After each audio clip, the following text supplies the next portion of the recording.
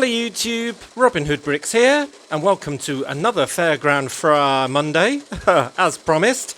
I want to make some more progress in our Fairground, and the area to the right is now full of rides, so I reckon the next best thing might be to get some paths in there and try and get one side of it at least a little bit more complete. Let's go! Alright, so the idea is to use a combination of all these different shapes of wedge plates and a few sort of corner plates and so on in order to make kind of a winding path joining all of these rides together, and that will be a bit of a contrast to this massive expanse of bright green and kind of be a place where I can put all of the crowds and differentiate them from the sort of areas where there's, say, vomit underneath a ride that's spinning too fast, or other sort of attractions and caravans and so on like that. Now on certain rides, like the Ducky ride over here, and look there on the Venus fly drop, I've got the beginnings of kind of a path bit, and on these toilets over here, so that's what I'm going to continue in this dark tan colour all around. I've got loads of square plates as well, and the first one I've done is this one underneath the funny octopus ride, just kind of an apron around the outside, asymmetrical, just so it isn't interfering too much with the lake next to it, and that's partially because when I installed this, the ride cars were just slightly scraping on the studs here, and that's because when I designed it, essentially I was doing it on a flat table, so it didn't have studs on it. So although it was very close, it wasn't actually hitting anything. But that was easily done, just pulled it all off basically, took a bit of a while, put these underneath, just like another step up, and then put it all back exactly the same. So that is now working as ever it was, but it isn't now dragging on the studs. Yes, so we'll just have to make sure that when we link this bit of the path up with all the rest, that we don't cover the bits where it was touching here and here, because otherwise, well, we'll have done absolutely nothing. So I think I might start right over this area because it's really quite dense and complicated. I'll be linking the sort of four entrances of the Ice Queen ride with the one for the Space Rocket ride, and then coming out this way to link up with the toilet. So I think I'll be doing that next.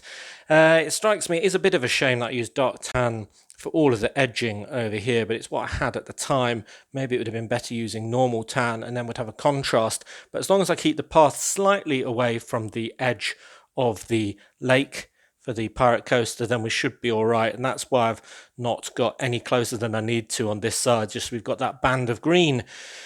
Oh, right, yes, so let's start in there and come out this way. Good, it is starting to take shape. I think you'll agree. I was thinking originally that the path might be 4 studs wide or 6 studs wide in parts, but I think if I do it 6 studs wide, well, there's not going to be any green grass showing. There's quite a lot of path already, but then if I'm going to keep my crowds to the paths largely, then maybe it's the right amount. So anyway, I've got kind of a crossroadsy piece here with this octagonal section, linking up with the 3 toilets, which are my switches for many of my rides. Still got the man looking back in disgust at the state of the one that he's chosen, with a goblin inside from Spot the Goblin. There's the vomit field one with the vomit on the path now. And then we go into this kind of windy section where I've used all these corner plates to go carefully around each of the rides and up to the steps and so on. So yeah, I didn't want to go all the way around on this side because I thought that'd just be too much path. So I've got one going one side and one going the other.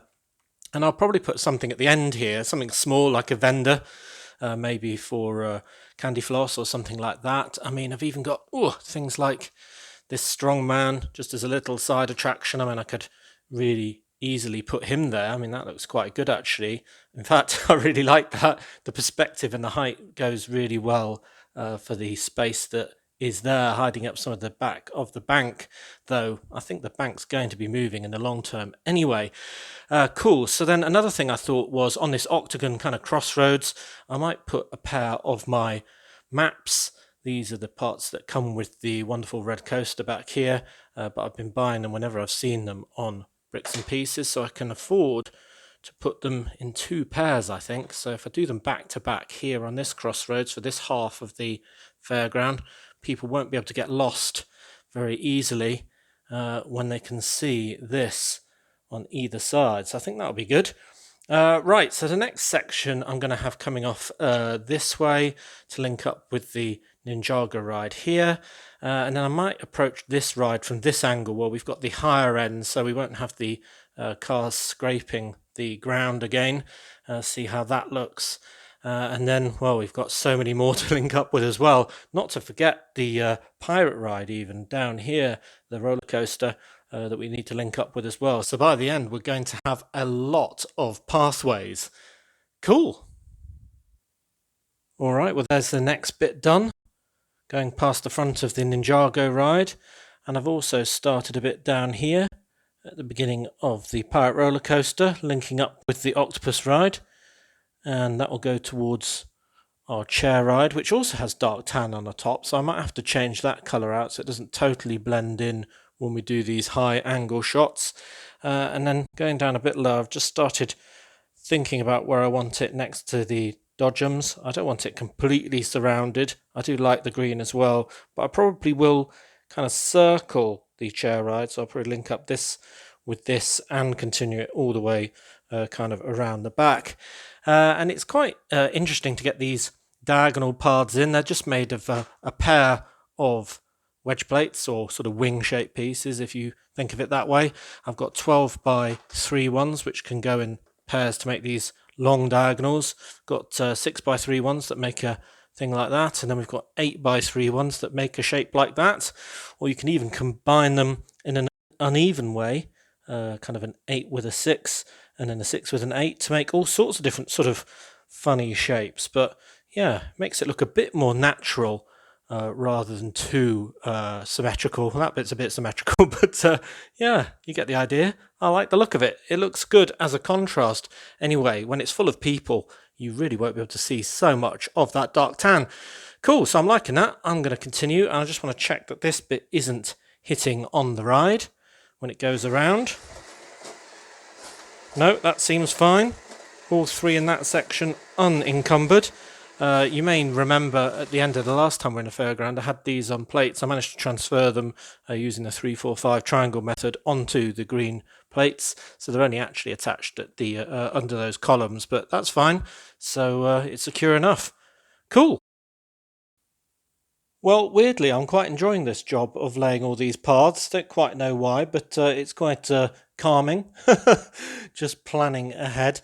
And there is the full loop around the bottom of that chair ride with the hole in the middle that will have all sorts of fallen goods on it. I will be adding to that phone and coin to re-emphasize that point in the future. And this quite broad bit of path, I figure, you can have some small vendors or maybe clowns doing magic tricks or something like that, entertainers walking around amongst the crowd. So that will allow a slightly smaller scene as well.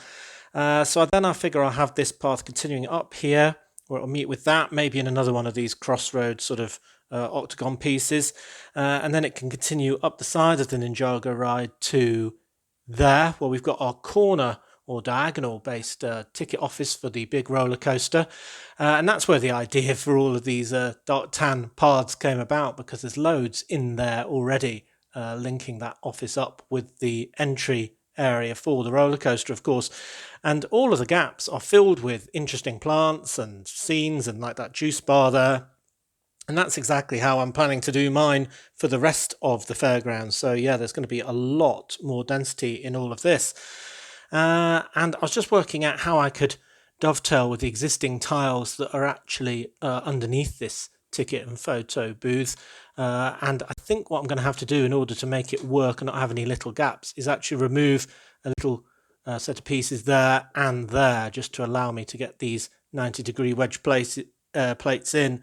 So that should be good. Another thing I'm trying to work out is whether I can incorporate my monster truck, monster burger van with everything else and have its stairway linking up with that pathway, because I don't want to waste any of the space that's in the middle of this roller coaster. But the only way it seemed to really fit is like that side on.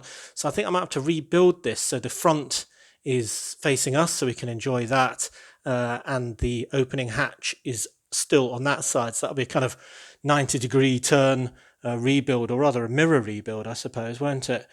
And I'm going to have a similar problem citing all my other stuff around here as well. So there's a ticket office there as a sort of placeholder for now, but I've got another ticket caravan, I've got a fortune teller, my gyros or gyros stall, which serves the kind of tacos with rat meat in them, or wraps rather. And yeah, that's really disgusting, but quite a funny video if you haven't seen that one. And then things like my ice cream van, and probably plenty more to come as well. And they're going to be really difficult to situate actually, because each of these rides isn't just kind of static as they are now. They all sweep a path, so all of this space can't be really built on because of the carriages going by. And to emphasize that, if I just move this ticket booth here, which probably isn't the best position for it, facing the standing hole, and turn on the ride, you'll see what I mean, because basically the chairs will smash into it. Did you see that when they started up? They smashed into it, and then sometimes they'll turn over or just start getting into a really sort of destructive swing. So it's not a good idea indeed. So even though they look like they sweep a relatively small circle, when they start up, they kind of kick out a bit. So that is another problem I'm going to have to deal with. Right, then I think on the other side I'll have the path going along here, linking up with all of the ones up here, and then probably looping around that side for the entrance, and maybe back towards sort of something down here to link up with the dodgems on the other side and these stalls. But I think I'm going to concentrate on that side another day. So yeah, I'll see how far I can get with one side at a time, because we've still got to decide what to do with this large open area. I've got a few options, and I think I've got my preferred one as well. Cool, let's keep going. Well, I had to remove the roller coaster ticket office just to get at the ground level a bit more easily, but you can see now I've dovetailed perfectly with those tiles from the original set and my wedge plates, filling in the gaps with 1x2s and some angle bits to make it a bit more kind of good looking, I think. So I can put all that back in a minute, and that'll look really nice with the official set paths matching with mine. Then I have got the monster truck with, let's see if I can focus on it through all the pillars. There we go. Open for business, but now also facing the right way. So we've got the front of the truck there, which is a bit more interesting, with the sign on the front and the 3D burger. I might have to put that on its side, just so we're kind of seeing it tilted diagonally as opposed to just seeing the top of the bun piece. I have to play around with that a bit more, I think. But that section is therefore looking good. Ignore the fact that I've got the two of these porta potties up. It's just because I'm using my charging station to recharge two of my buried batteries. I go around with these two cables charging everything in between takes of filming, but I've left them out this time just so you could see. I have installed the strongman with the strength test, and I made the path a little bit longer because you have to mount it on the path if you want it to work with the sort of play feature. It is very hard to do left-handed if you're right-handed, and I've busted it now, so I have to repair that. But that's looking good, and that doesn't clash with that roller coaster as well, but I like the height in front of that grey pillar, so that's good. What else have we got? I've done the ticket office in here, one of them anyway. I think that looks really good there, with a bit more path just going up to the windows, so you can buy your multi-use tickets for all of the rides. And as I said before, it's going to be congested wherever we look.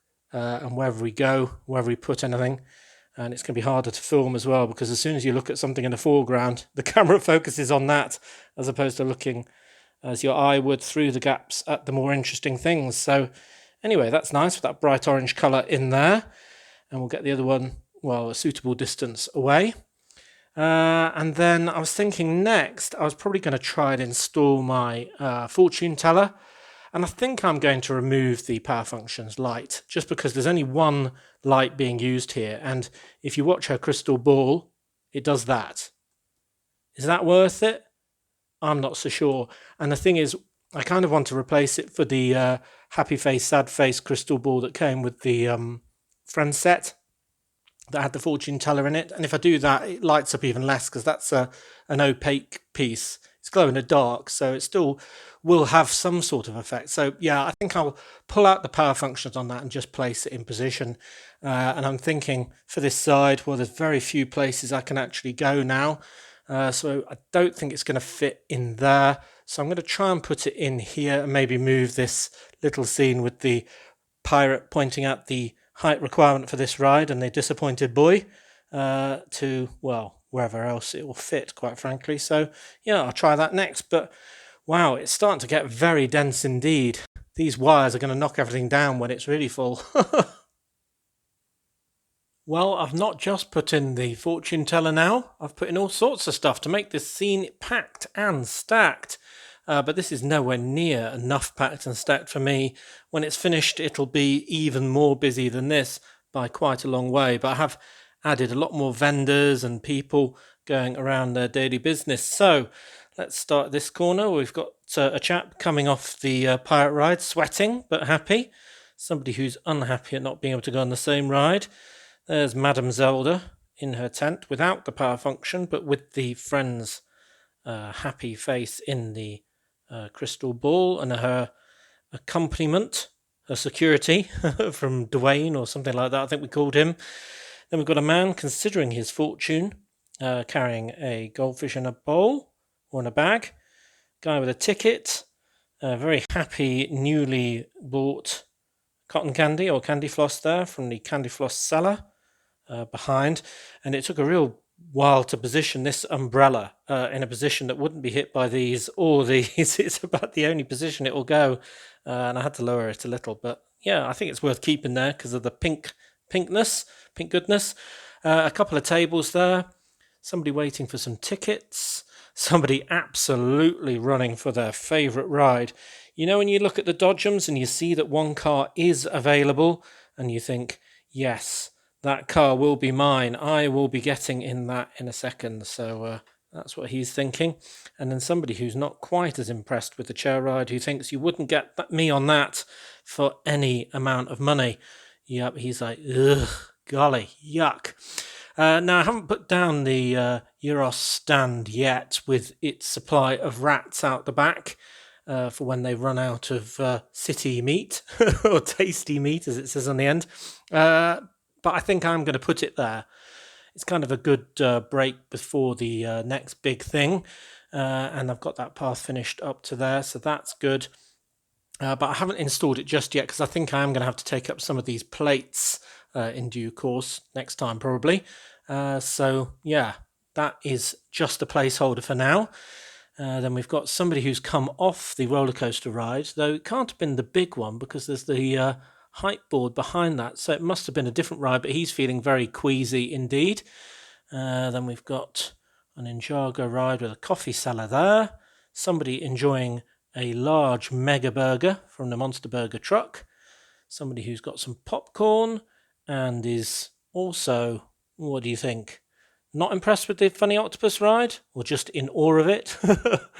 A few people in the queue for the toilets. I'm going to have a lot more just to make a joke of it being the only easy toilets in the entire of Brick Nottingham, but they're all looking very desperate or very knocked out by whatever's coming through the air at them from this open door here and that goblin. Then we've got the popcorn cellar here with the series minifigure on a nice little stand there, and a couple looking at the map board, somebody walking towards the section over here, and I think that's about it. Probably missed a few things that you spotted, but yeah, you get the idea. We're going to have the whole area absolutely full of people and different ways to spend your hard-earned cash. But yeah, it's looking really good, isn't it? You can imagine how it'll look when all of this side is just as busy or more. Yeah, and it looks really good at ground level as well. I mean, it's a pity I can't get a smaller camera, or maybe that's what I'll have to do, just to sort of weave between all of these obstacles, just like we're walking around the fairground itself. But yeah, I really like that. And I've got a stack of goodies, popcorn, goldfish, though you wouldn't want to eat those, the 3 different sizes of Monster Burger, small, medium and large, to give to people just ad hoc when they're going around the fairground. So they've all been buying left, right and centre. Yeah, and I have to give them coffees as well and photos from rides and all sorts of good stuff. So, what do you think of that as a bit of progress? I think we're really ploughing along now. What do you think? Well, that is an absolute load of stuff added today. But don't worry, there's an absolute load of stuff yet to add as well, from ice creams and other food concessions to clown troops and, well, loads more people. All the stuff I've been putting to one side for the fairground over many, many months. So, yeah, we've got plenty to do and plenty to put in place. But yeah, I think that's enough for today. Some really good progress. I think you'll agree. Definitely given me a lot more energy to keep going on this area, because it's really coming together now after all that work with all those individual rides. But it wouldn't really be a fairground for Monday if I didn't have everything running all at once. So that's what we shall do now. So we've got this one, which is the 1, 2, 3, 4 in this corner. Then obviously we've got the Dodgems, 5. Then we've got this one, which is 6, 7, 8, and maybe something else, who knows. And then we've got these 3, 9, 10, 11, 12. Ooh! 13, 14, 15, and 16, 17, 18, 19. Wow, 19 different things all moving with a lot of noise. Some of them more subtle than others, but all of them wonderful. I think you'll agree. Oh, we haven't got that one going. There we go. Yes. Looking very good indeed, and very, very noisy. Hopefully you can still hear me.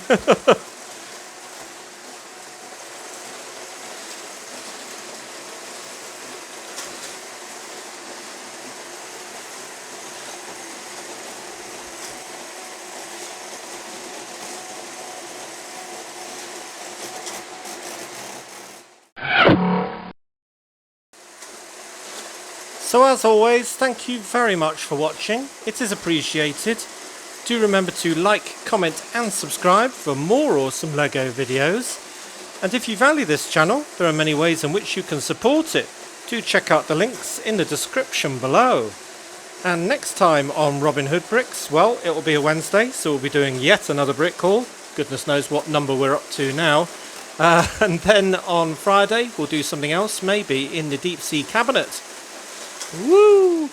So until all of that, see you